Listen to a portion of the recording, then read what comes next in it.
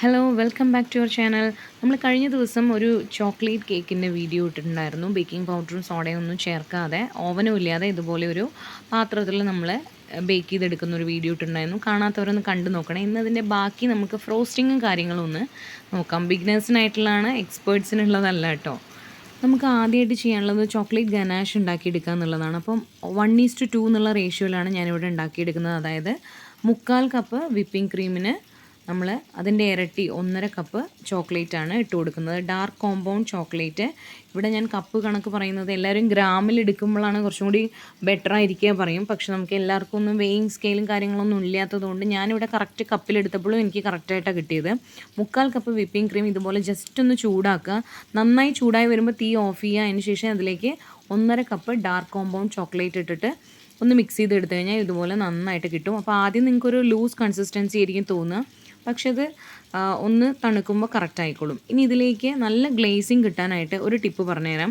അതിലേക്ക് 1 teaspoon butter നമുക്ക് add ചെയ്തിട്ട് നന്നായിട്ടൊന്ന് മിക്സ് ചെയ്ത് കൊടുക്കുകയാണെങ്കിൽ നിങ്ങൾ കേക്കിൻ്റെ മുകളിലൊക്കെ ആഡ് ചെയ്യുമ്പോൾ നല്ലൊരു ഗ്ലേസിങ് ഉള്ളൊരു ചോക്ലേറ്റ് ഗനാഷ് കണ്ടിട്ടില്ലേ, അതിനുള്ളൊരു ടിപ്പാണ് ഈ ഒരു ബട്ടർ ആഡ് ചെയ്യുക എന്നുള്ളത് കേട്ടോ. ഇനി നമുക്ക് ക്രീം ബീറ്റ് ചെയ്തെടുക്കണം. അപ്പോൾ ക്രീം പെട്ടെന്ന് തന്നെ സ്റ്റിഫായി കിട്ടാനുള്ള ഒരു ടിപ്പ് എന്ന് പറയുന്നത്, നമ്മൾ ഏതിലാണോ ബീറ്റ് ചെയ്യുന്നത് ആ ബൗളും അതുപോലെ നമ്മുടെ ബീറ്ററിൻ്റെ 2 ബ്ലേഡും കൂടി നമുക്ക് കുറച്ച് നേരം ഒന്ന് ഫ്രീസറിലോ അല്ലെങ്കിൽ ഫ്രിഡ്ജിലോ വെച്ച് നന്നായിട്ടൊന്ന് തണുപ്പിച്ചെടുക്കാം. അതിന് ശേഷം നമ്മളതിന്ന് പുറത്തേക്ക് എടുക്കുമ്പോൾ ഉറപ്പായിട്ടും അതിലൊരു വെള്ളത്തിൻ്റെ അംശം ഉണ്ടാവും. സോ നിങ്ങളത് തുണിയോ പേപ്പറോ എന്തെങ്കിലും വെച്ചിട്ട് നന്നായിട്ടൊന്ന് തുടച്ചെടുക്കണം. അല്ലെങ്കിൽ നമുക്ക് വീണ്ടും ബീറ്റ് ചെയ്യുമ്പോൾ അതിലുള്ള ആ വെള്ളത്തിൻ്റെ അംശം കാരണം ക്രീം ലൂസായിപ്പോവും. അതേപോലെ തന്നെ വിപ്പിംഗ് ക്രീം നമ്മൾ സൂക്ഷിക്കുന്നത് ഫ്രീസറിലാണ്. പക്ഷെ നമ്മൾ നാളെയാണ് ക്രീം ചെയ്യാൻ പോകുന്നത് എന്നുണ്ടെങ്കിൽ ഇന്ന് തന്നെ അത് ഫ്രീസറിൽ നിന്ന് ഫ്രിഡ്ജിലേക്ക് മാറ്റി വയ്ക്കുക. കാരണം ആ കട്ടിയുള്ളതെല്ലാം പോയിട്ട് ലിക്വിഡ് പരുവത്തിലാവും വേണം, എന്നാൽ നല്ല തണുപ്പും വേണം. അതുകൊണ്ടാണ്. പിന്നെ ഞാനിവിടെ യൂസ് ചെയ്യുന്നത് ഫിയോണയുടെ വിപ്പിംഗ് ക്രീമാണ്. ഫിയോണയ്ക്ക് അത്ര മധുരമില്ല. ഓക്കെ, അപ്പോൾ നിങ്ങൾ റിച്ച് ഗോൾഡിൻ്റെ ഒക്കെ ആണെങ്കിൽ നിങ്ങൾക്ക് മധുരം എക്സ്ട്രാ ആഡ് ചെയ്യേണ്ട ആവശ്യമില്ല. ഞാനിപ്പോൾ അധികവും ഫിയോണയാണ് യൂസ് ചെയ്യാറ്, കുഴപ്പമൊന്നുമില്ല. അപ്പോൾ നമ്മൾ ഫിയോണ നന്നായിട്ട് ഷെയ്ക്ക് ചെയ്ത ശേഷം ഇതുപോലെ ഓപ്പൺ ചെയ്യുക. എന്നിട്ട് ഈ ഒരു കേക്കിലേക്ക് ഞാൻ എടുക്കുന്നത് ഇപ്പോൾ 2 കപ്പാണ്. ഓക്കെ, സാധാരണ 1 കിലോ കേക്കിന് നമുക്ക് 1 കപ്പ് മുതൽ 1.5 കപ്പ് വരെ ആവശ്യമായിട്ട് വരുള്ളൂ. അതിൻ്റെ കാര്യം എന്ന് പറയുന്നത് ഡിസൈനിനനുസരിച്ചാണ്. നമ്മൾ വെറുതെ ക്രീം തേച്ചിട്ട് അങ്ങനെ കഴിക്കുകയാണെങ്കിൽ നമുക്ക് 1 കപ്പ് തന്നെ ധാരാളമാണ്. അതെല്ലാം നമ്മൾ പുറത്തൊക്കെ ഇങ്ങനെ ഫ്ലവർ ഡിസൈൻ അല്ലെങ്കിൽ വേറെ എന്തെങ്കിലും തരത്തിലുള്ള ഡിസൈൻസും കാര്യങ്ങളൊക്കെ കൊടുക്കുന്നുണ്ടെങ്കിൽ നിങ്ങൾക്ക് 1.5 കപ്പ് വരെ യൂസ് ചെയ്യാം. ഓക്കെ, ഞാനിപ്പോൾ ഇവിടെ തൽക്കാലം 2 കപ്പ് എടുക്കുകയാണ്. ഇതിലേക്ക് ചോക്ലേറ്റ് ഗനാഷും കൂടി മിക്സ് ചെയ്തിട്ടുള്ള ഫില്ലിങ്ങിനും അതുപോലെ ഔട്ടർ കവറിങ്ങിനും ഒക്കെ വേണ്ടിയിട്ട് ഞാനിവിടെ 250 ml കപ്പിൽ 2 കപ്പ് ക്രീമാണ് എടുക്കുന്നത് കേട്ടോ. പിന്നെ നമുക്ക് ഫസ്റ്റ് സ്പീഡിലിട്ടർ ആദ്യം ഒന്ന് ബീറ്റ് ചെയ്ത് തുടങ്ങാം. 1-2 മിനിറ്റ് നമുക്ക് ഫസ്റ്റ് സ്പീഡിലിട്ടർ ഒന്ന് ബീറ്റ് ചെയ്യാം. ഇത് ഞാൻ ഓൺലൈനിൽ നിന്ന് വാങ്ങിച്ചിട്ടുള്ള കെൻറ്റ് എന്ന് പറയുന്ന കമ്പനിയുടെ ഒരു ബീറ്ററാണ്. നല്ല ബീറ്ററാണ്. ഞാൻ ഒരുപാട് വർഷമായിട്ട് യൂസ് ചെയ്യണതാണ്. ചൂടാവുക അങ്ങനത്തെ കംപ്ലൈൻറ്റ് ഒന്നുമില്ല. അപ്പോൾ നമുക്ക് ഈ ക്രീം ഒന്ന് ബീറ്റ് ചെയ്തെടുക്കാം. നമുക്ക് 1 കപ്പൊക്കെ ഉള്ളെങ്കിൽ ഒരു 4-4.5 മിനിറ്റൊക്കെ ആകുമ്പോൾ തന്നെ കറക്റ്റ് സ്റ്റിഫാവും. ഇതിങ്ങനെ ഈ ഒരു ബൗള് കമിഴ്ത്തി പിടിച്ചാലും ക്രീമൊന്നും വീഴാത്ത തരത്തിൽ അത്രയും സ്റ്റിഫ് പീക്കായിട്ട് നിൽക്കുക എന്ന് പറയും. ഇതിന് മുമ്പ് ഞാൻ ബീറ്റർ യൂസ് ചെയ്യാതെ വെറും ഹാൻഡ് വിസ്ക് യൂസ് ചെയ്തിട്ട് എങ്ങനെയാണ് ക്രീം ബീറ്റ് ചെയ്തെടുക്കേണ്ടത് എന്നുള്ളൊരു വീഡിയോ നേരത്തെ ഈ ചാനലിൽ ഇട്ടിട്ടുണ്ട്. സോ നിങ്ങൾക്ക് വേണമെന്നുണ്ടെങ്കിൽ ഞാൻ താഴെ ലിങ്ക് കൊടുക്കാം കേട്ടോ. അപ്പോൾ നന്നായിട്ട് ബീറ്റ് ചെയ്തിട്ട് സ്റ്റിഫ് പീക്കാവട്ടെ. ഇപ്പോൾ നന്നായിട്ട് നമുക്ക് സ്റ്റിഫായിട്ട് കിട്ടിയിട്ടുണ്ട്. ഇതാ ഇങ്ങനെ എടുക്കുമ്പോൾ തന്നെ ബീറ്ററിൻ്റെ ബ്ലേഡിലും സ്റ്റിഫായിട്ട് നിൽക്കുന്നുണ്ട്. അതുപോലെ ഇതിങ്ങനെ കമിഴ്ത്തിയാലും തിരിച്ചാലും ഒന്നും നമ്മളുടെ ക്രീം താഴെ വീഴില്ല, അത്രയും സ്റ്റിഫായിട്ടുണ്ട്. ഇനി ഇതിലേക്ക് ഞാൻ വാനില എസൻസും അതേപോലെ 3-4 ടേബിൾ സ്പൂൺ പൊടിച്ച പഞ്ചസാരയും കൂടി ആഡ് ചെയ്യുന്നുണ്ട്. നിങ്ങൾക്കത് മധുരം നോക്കിയിട്ട് ആവശ്യത്തിന് ആഡ് ചെയ്താൽ മതി. അതിന് ശേഷം നമ്മൾ ഗനാഷ് ഉണ്ടല്ലോ, അതിപ്പോൾ തിക്കായിട്ട് വന്നിട്ടുണ്ട്. അത് നമുക്കിത് ഇതിലേക്ക് ആഡ് ചെയ്ത് കൊടുക്കാം. ഓക്കെ, 1-2 ടേബിൾ സ്പൂൺ നിങ്ങളുടെ ഇഷ്ടത്തിനനുസരിച്ച് ആഡ് ചെയ്ത് കൊടുക്കാം. ഇതിൻ്റെ പകുതി നമുക്ക് ആഡ് ചെയ്യാം. പിന്നെ ഡിസൈനിങ്ങിനൊക്കെ ആവശ്യമുണ്ടെങ്കിൽ നിങ്ങൾക്കത് കുറച്ച് മാറ്റി വയ്ക്കാം. അങ്ങനെ. ഓക്കെ, ഇനി നമുക്ക് നമ്മുടെ കേക്കൊന്ന് നമുക്ക് കട്ട് ചെയ്തെടുക്കാം. അപ്പം ഞാൻ ഈ ഒരു ടേൺ ടേബിൾ ഓൺലൈനിൽ നിന്ന് വാങ്ങിച്ചാണ്. വലിയ ക്വാളിറ്റി ഒന്നും പറയാനില്ല, പക്ഷെ നമുക്ക് എപ്പോഴെങ്കിലുമൊക്കെ ഉണ്ടാക്കുന്നവർക്ക് ഇതൊക്കെ മതി. അപ്പം ഞാൻ ടേൺ ടേബിളിൻ്റെ മുകളിൽ ഒരു കേക്ക് ബോർഡ് വെച്ചിട്ട് നമ്മൾ ഇന്നലെ ബേക്ക് ചെയ്ത് വെച്ചതായിരുന്നു. അപ്പോൾ എപ്പോഴും തലേ ദിവസം ബേക്ക് ചെയ്യണം ഏറ്റവും നല്ലത്. എന്നിട്ട് ഇതുപോലെ തണുത്ത് കഴിയുമ്പോൾ ഒന്നുകിൽ ഒരു ക്ലീൻ റാപ്പ് വെച്ചിട്ട് റാപ്പ് ചെയ്ത് വയ്ക്കുക, അല്ലെങ്കിൽ ഇതുപോലെ ഒരു എയർ ടൈറ്റ് ആയിട്ടുള്ള പാത്രത്തിൽ വെച്ച് അടച്ചു വെച്ച് കഴിഞ്ഞാൽ ഈർപ്പമൊന്നും എനിക്ക് തട്ടാതെ തന്നെ കേക്ക് അടിപൊളിയായിട്ട് ഇരുന്നോളും. ഇനി നമുക്ക് കേക്ക് കട്ട് ചെയ്യാനായിട്ട് പലതരം നൈഫൊക്കെ ഉണ്ട്. പക്ഷേ നമ്മളിവിടെ സാധാരണ എല്ലാവർക്കും ചെയ്യാൻ പറ്റുന്ന രീതിയിൽ നമ്മുടെ വീട്ടിലുള്ള സാധാരണ കത്തി വെച്ചിട്ട് ഞാനിവിടെ 3 ലെയറാണ് ആക്കുന്നത്. അപ്പോൾ അതിൽ ആദ്യത്തെ ലെയറിന് വേണ്ട സൈസ് ഒന്നിങ്ങനെ നോക്കിയ ശേഷം ജസ്റ്റ് ഇങ്ങനെ എല്ലാ സൈഡിലും ഇങ്ങനെ കത്തി വെച്ചിട്ട് ജസ്റ്റ് ഒന്നിങ്ങനെ റൗണ്ട് ചെയ്ത് കൊടുത്ത ശേഷം നമ്മുടെ സാധാരണ നൂലുണ്ടല്ലോ അത് എടുത്തിട്ട് നമുക്ക് ഇതിൻ്റെ ഉള്ളിലേക്ക് ഇങ്ങനെ വെച്ചിട്ട് വലിച്ചു വിട്ടാൽ മതി. ക്രോസ് ആയിട്ട് പിടിച്ചിട്ട് വീഡിയോ കാണുമ്പോൾ മനസ്സിലാവും. ക്രോസ് ആയിട്ട് പിടിച്ചിട്ട് നമ്മൾ വലിച്ചു വിടുകയാണെങ്കിൽ കറക്റ്റ് ആയിട്ട് തന്നെ നമുക്ക് ലെയർ ചെയ്ത് കിട്ടും കേട്ടോ.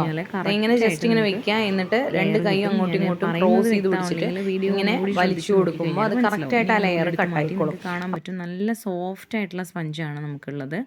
ഇതേപോലെ തന്നെ നമുക്ക് സെക്കൻഡ് ലെയറും കൂടി ചെയ്തെടുക്കാം. ഇനി നമുക്ക് ക്രീമിങ് പരിപാടി തുടങ്ങാം. അതിനായിട്ട് ടേൺ ടേബിളിൽ ഞാനൊരു തുണി വെച്ചിട്ടുണ്ട്, അതിങ്ങനെ തെന്നി പോവാതിരിക്കാൻ വേണ്ടിയിട്ടാണ്. പിന്നെ കേക്ക് ബോർഡ് വെച്ചിട്ട് അതിൽ നമ്മളുടെ ക്രീം ഒന്ന് തേച്ച് കൊടുക്കുന്നുണ്ട്. അത് കേക്ക് നമ്മളുടെ തെന്നി പോവാതിരിക്കാം. ഇനി നേരെ കേക്ക് ബോർഡിൻ്റെ സെൻറ്ററിലായിട്ട് നമുക്കൊന്ന് വെച്ച് കൊടുക്കാം. ഞാനിവിടെ കുറച്ച് എക്സ്ട്രാ സൈസുള്ളത് എടുത്തിരിക്കണേ. അതുപോലെ എനിക്ക് കിട്ടിയത് സ്ക്വയർ ഷേപ്പാണ്. നിങ്ങൾക്ക് വേണമെങ്കിൽ റൗണ്ടും എടുക്കാം. ഓക്കെ, അപ്പം ഞാനിതിങ്ങനെ എക്സ്ട്രാ സൈസ് എടുക്കുകയാണെങ്കിൽ ബിഗിനേഴ്സിനൊക്കെ ക്രീം ചെയ്യുമ്പോൾ കുറച്ചുകൂടി എളുപ്പമാണെന്ന് എനിക്ക് തോന്നിയിട്ടുണ്ട്. ഇനി നമ്മുടെ ഷുഗർ സിറപ്പ് ടോട്ടലി 1.5 കപ്പ് വേണമെന്നേ ഉള്ളൂ. നിങ്ങൾക്ക് പാലും പഞ്ചസാരയും മാത്രം ആഡ് ചെയ്യാം, അതല്ലെങ്കിൽ വെള്ളവും പഞ്ചസാരയും ആഡ് ചെയ്യാം, അതും അല്ലെങ്കിൽ മിൽക്ക് മെയ്ഡും പാലും തമ്മിലും ആഡ് ചെയ്യാം. ഓക്കെ, ഇത് 2 കിലോ കേക്കിൻ്റെ അളവാണ് കേട്ടോ. ഇനി നമുക്ക് ക്രീം ചെയ്ത് കൊടുക്കാനുള്ള എളുപ്പത്തിന് ആദ്യമായിട്ട് ചെയ്യുന്നവർക്കൊക്കെ നമ്മൾ നേരെ പാലറ്റ് നൈഫിൽ എടുത്തിട്ട് ഇതിലേക്ക് ഇടുകയാണെങ്കിൽ ക്രീം ഒരു സ്ഥലത്ത് കട്ടി കൂട്ടിയിട്ടും കുറഞ്ഞിട്ടൊക്കെ ഇരിക്കും.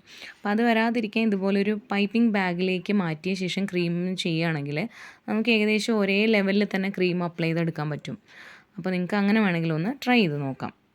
ഇനി ഈ ക്രീം നമ്മൾ എല്ലായിടത്തും ആക്കിയ ശേഷം നമ്മൾ പാലറ്റ് നൈഫ് വെച്ചിട്ട് ഇതുപോലെ ഒന്നിങ്ങനെ എല്ലായിടത്തേക്കും ഒന്ന് സ്പ്രെഡ് ചെയ്ത് കൊടുക്കാം. പിന്നെ ചോക്ലേറ്റിൻ്റെ ഫ്ലേവർ ഒന്നും കൂടി എൻഹാൻസ് ചെയ്യാൻ വേണ്ടിയിട്ട് നമ്മൾ നേരത്തെ റെഡിയാക്കി വെച്ചിട്ടുള്ള നമ്മുടെ ചോക്ലേറ്റ് ഗനാഷ് ഉണ്ടല്ലോ, ഇതിലേക്കൊന്ന് ആഡ് ചെയ്ത് കൊടുക്കാം. നല്ലോണം കട്ടിയായിട്ട് തോന്നുകയാണെങ്കിൽ മാത്രം ഒരു ലേശം നേരം ഒന്ന് ചൂടുവെള്ളത്തിൽ ഇറക്കി വെച്ചാൽ മതി, വളരെ കുറച്ച് നേരം. അപ്പോൾ നമുക്കിതുപോലെ കറക്റ്റായിട്ട് ലൂസായിട്ട് കിട്ടിക്കോളും. നല്ലോണം കട്ടിയാവുകയാണെങ്കിൽ മാത്രം. എന്നിട്ട് ഇതുപോലെ ഒന്ന് തേച്ച് കൊടുക്കുക. അതിനുശേഷം ഞാനിവിടെ ചോക്ലേറ്റ് ചിപ്സും കൂടി ഇടുന്നുണ്ട്. തികച്ചും ഓപ്ഷണലാണ്, ചോക്ലേറ്റിൻ്റെ ഫ്ലേവർ എൻഹാൻസ് ചെയ്യാൻ വേണ്ടി മാത്രം ചെയ്തതാണ്. നിങ്ങൾക്ക് വേണമെങ്കിൽ നട്ട്സ് യൂസ് ചെയ്യാം, അതല്ലെങ്കിൽ ഇതൊന്നും ഇല്ലാതെ വെറുതെ ക്രീം മാത്രം ഇട്ടാലും നല്ല ടേസ്റ്റാണ്. ഇതേപോലെ തന്നെ നമുക്ക് അടുത്ത ലെയർ വയ്ക്കുക.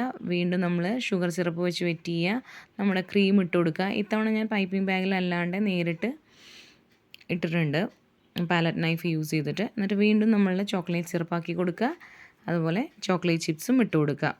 ഇനി നമ്മളുടെ ഏറ്റവും ടോപ്പിലെ ലെയർ വെച്ച ശേഷം ഇതുപോലെ സൈഡിലൊക്കെ ഉള്ള ക്രീം ഒന്ന് ജസ്റ്റ് ഒന്നിങ്ങനെ കോട്ട് ചെയ്തെടുക്കുക. പിന്നെ വല്ല ചെരുവും അങ്ങനത്തെ പരിപാടിയൊക്കെ ഉണ്ടെങ്കിൽ അതൊക്കെ ഒന്ന് ആ പാലറ്റ് നൈഫ് കൊണ്ട് തന്നെ ഒന്ന് പ്രഷർ കൊടുത്തിട്ട് ഒന്ന് ചെരുവൊക്കെ ഒന്ന് മാറ്റി കൊടുക്കുക. അതിന് ശേഷം നമ്മൾ മുകളിലും ഇതുപോലെ ക്രീം കോട്ട് ചെയ്തെടുക്കാം.